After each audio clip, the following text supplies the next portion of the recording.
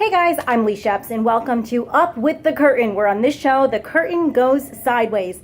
Shrimp are like the fish of the sea. Guess who my next interview is? Mykelti Williamson. He's on the phone right now. Hi, this is Leigh. Hey, good, how are you?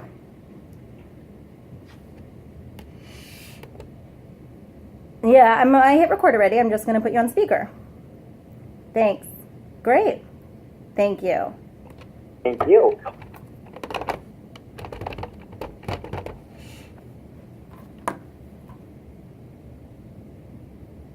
So did you guess who I'm interviewing? The Bubba from Forrest Gump. And guess what? The movie was just on television last night, so I rewatched it. It was amazing.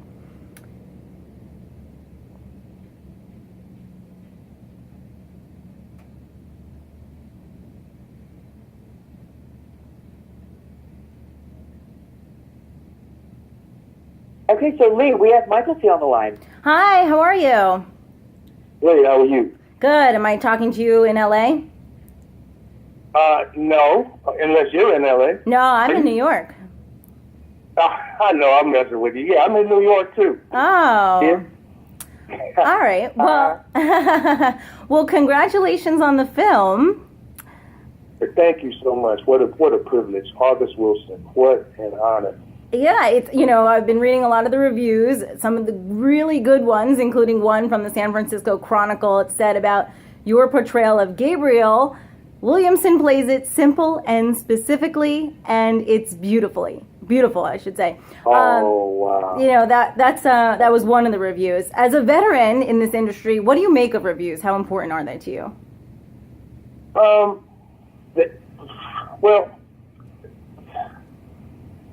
Well, they don't really affect my work because the work is done by the time somebody chimes in on it. So I guess that's the best way to say it. It's always a compliment when people are respectful and understand that you've worked as hard as you can. I take everything I do seriously, and if a bad review happens, I actually don't read my own press. Stuff like that. My family, they collect it, but they don't talk to me about it. They don't tell you what the critics say. Yeah. They don't just say, "Oh, it was a really good review," but they're not specific about what part of it was good. So I guess you haven't read any of them, so you don't know what the critics are saying, basically. No, I don't. For me, I just hope I haven't been dishonorable to the legacy of Forrest Wilson. Great playwright. I mean that sincerely. I think he's a grand master. I use a martial arts term because that's what I'm familiar with, is the highest level of respect doing that. It would be a grand master, So that's how I see Forrest Wilson. And I see Denzel on his way to Grandmaster. He's like closing in on Grandmaster. Whoa, that's a big compliment. Yeah, it's true. It's absolutely the truth. I want to ask you, so speaking of Forrest Wilson, and since this article is for Broadway World, I'm going to talk a little bit more Broadway-related stuff into the film. In 2010, you starred on Broadway in this role. How did you get the part back then? I actually auditioned for Kenny Leon and Denzel. Yeah. They came out to Los Angeles. They saw people in New York and L.A., and that's how the role came to me. It was an audition, which I thought went terribly. Why? What happened? And, I'm serious. I thought it went terribly. I was in bed on Friday afternoon, Friday night, Saturday all day until Saturday night, and I was told Saturday night by my agent that it wasn't as bad as I thought, that they actually loved me and wanted to do the deal. And I was like, well, why didn't you tell me that yesterday, man? I would have punished myself for 2 days. Yeah, basically in mourning for 3 days. Mm-hmm. Right. So that's how I came to the project. And in all fairness, everyone has to audition for an actor like Denzel because he knows everybody, and it would be unfair to just pick someone randomly without making everyone jump through the ring of fire. So I appreciate and understand that as part of his process, because at our level we all get offers, and it's the occasional audition. Well, why did you think it went terribly? I'd love to hear this. Well, there were things that I wanted to do and I actually missed a couple of the moments in living it out in the room. For some reason, unknown to me, but for some reason, I was distracted a couple of times and ended up being somewhat pulled out of the scenes. And so that really bothered me, that I allowed anything to distract me, because I have no fear. I've worked with the best in the world, and they continue to call me, and I'm like, come on, man, you can't mess up. What are you thinking? You know how much you want to do this. So that's what bothered me, the fact that I didn't execute according to the mission. How you wanted to do it. And so the show was on Broadway, I think like 88 performances. When did they start talking about a movie? Early on, the possibility of, because listen, we were on Broadway because it's August Wilson, and Denzel had been approached with the script, but out of respect for August and the piece, it's like, you can't just go to camera. You have to live this thing from the inside out, and the best way to do that is to take it back home, back to Broadway, and that's what we did. Denzel is all about doing the right thing, so he took it to Broadway. These are the toughest audiences, and some of the finest actors and technicians and creative people in the world is in New York. So we took it to the biggest stage on the earth and exercised it in front of everybody on the biggest stage on the earth. And then we thought we understood the material better, and Denzel began his journey with Scott Rudin, Todd Black, and Steve Tisch to bring this project to fruition. And Paramount obviously stepped up, and now Denzel is actually doing the next 9 for August Wilson as a producer. He's not directing it, but he's producing. And so I guess when you were auditioning, you knew that this would eventually go to Hollywood. Well, no, not at that time. I did not. Once we'd been picked by Denzel and Kenny Leon, and were in rehearsals, we understood what the mission was. Got it. So okay. It was why they chose actors who could do cinema and with stage backgrounds who could do cinema as well. Got it. Well, so what was it like taking your character from stage to screen? It was a different type of exhilaration.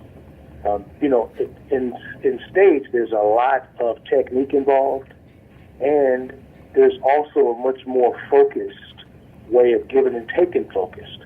Mm-hmm. Giving and taking focused. Because you have star power, if you have a country music star in a show, the audience that buys the tickets, they want to see the country music star. So they'll eventually miss something because they're watching the person they paid this money to come see more than they're following the story. So that's the stage. In cinema, Denzel, for example, is able to focus the audience where they need to be focused so that they can stay much more on story without being sidetracked and glancing around and looking at the person they should not be looking at, because that would be off story. So now they can be completely on story with this experience. And so that's the difference for me with cinema versus stage. But they're both amazing for a couple of different reasons, you know. What were the big changes that you specifically had to make with Gabriel? The big changes? Yeah, from going from stage to screen. You know, I think the stage, you tend to act bigger. On the screen, it's the big screen, as they say, but you act smaller, right, for the screen? Is there a way that you had to, change the character or change the moments a little bit for you? Well, if you use the old homage of smaller, you'll miss something. For example, we know that that's not actually entirely true. It's just a different technique. You have to reach the person on the back row, but in cinema you don't. The back row is actually right in your face. And so only thing we change is, first of all, we keep the truth the same. But the only thing we change is it's much more intimate in cinema. It's much more conversational. if you go smaller, like, for example, if you look at the scene when Troy says, it's not easy for me to admit that I've been standing in the same place for 18 years, and Viola just loses it on him. That is big. That's as big as it's ever been on a stage, because that is so hurtful, such a hurtful, inconsiderate thing to say. And in life, when someone hurts you, you don't think about doing it smaller. You think about doing it, expressing yourself truthfully.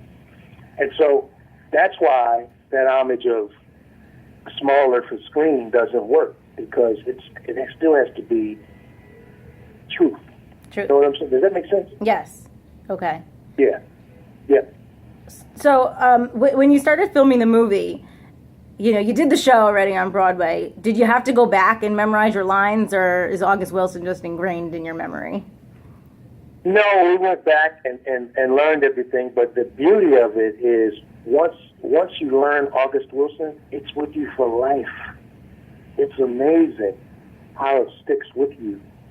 And even if every word is not exact, you can look back 2-3 years later and reread Fences 2-3 years later, and you go, wow, I remember this scene, but I dropped this word and I dropped that word, but I still had most of it still down inside me.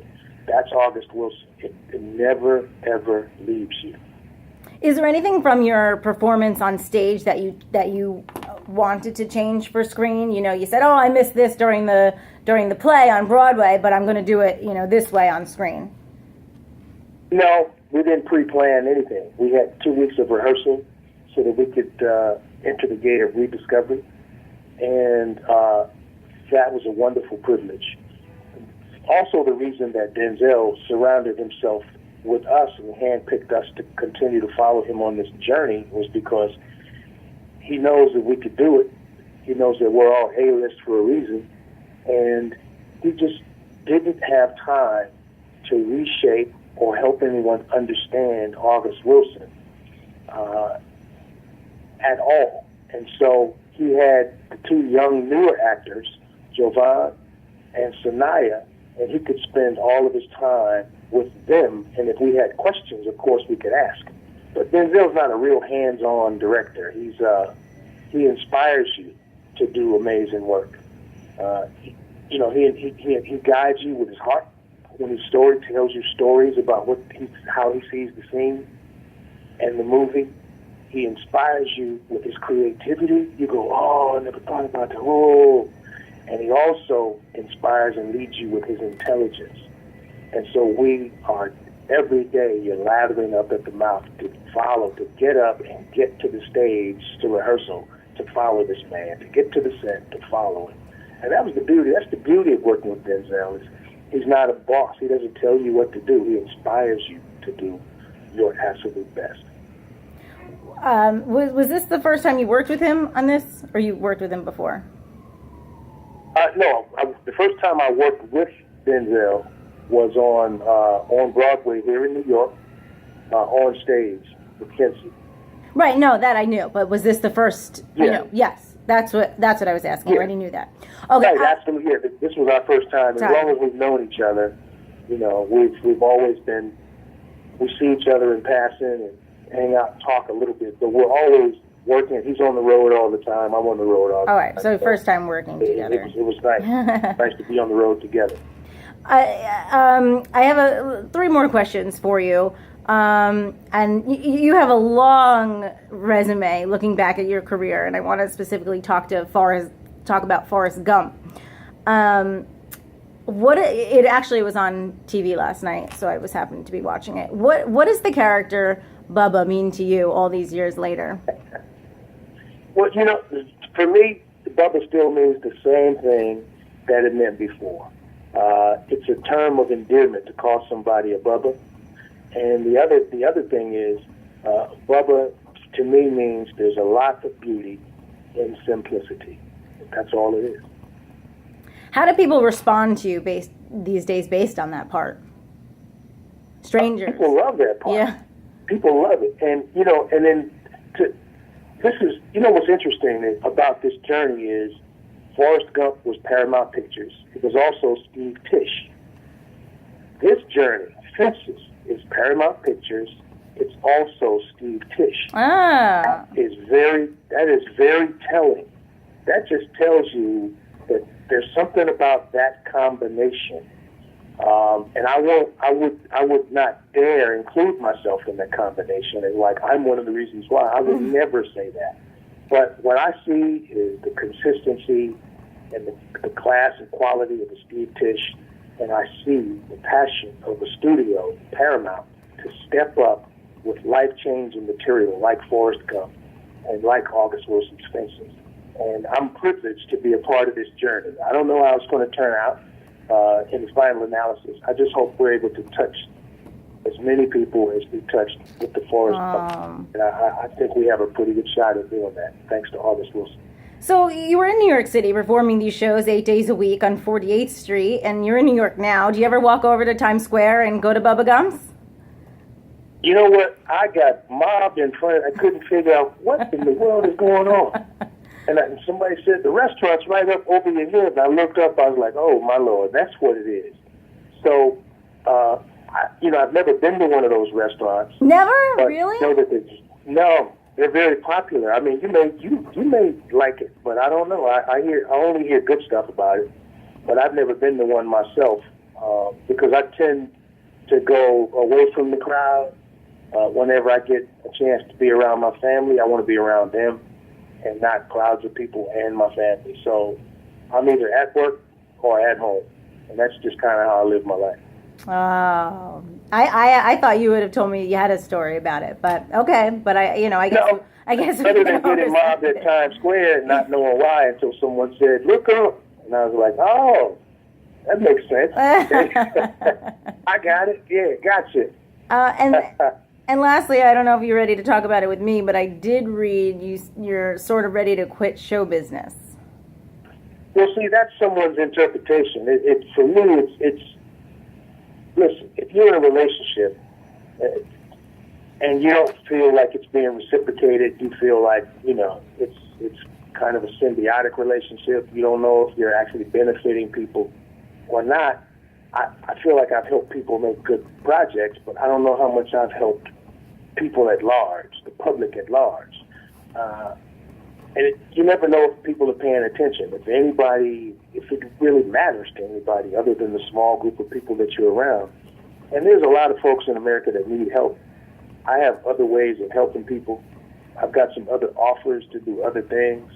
And so, for me, that's what it's all about. It's like I have to make a decision on what I'm going to do. And for me, the first time I ever felt like I was appreciated was when Al Pacino and Michael Mann hired me to do Heat because I did not get a nomination for Forrest Gump. The second time is more than 20 years later, is now on Fences. For the first time in my career, as an ensemble, we got a Screen Actors Guild nomination, and that got my attention. So I don't know what that means. I don't know if it means anything, but that's the first time in 50 years, in 50 years, I've only had 2 instances where I felt that somebody was paying attention, and I might end up with a platform where I can help other people. Because for me, that's what I've always wanted to do with my art, is benefit somebody else, not just make a dollar.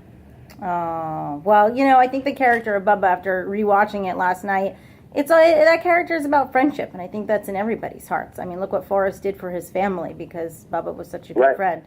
So I think maybe you can look at that. But that's beautiful that you want to help people, and I thank you so much for speaking with me. I don't know if there's anything else you want to mention before we hang up. No, I just want to thank this city, if it's appropriate to do so, for being so amazing to me. New York has always been kind to me, and New York has always inspired me.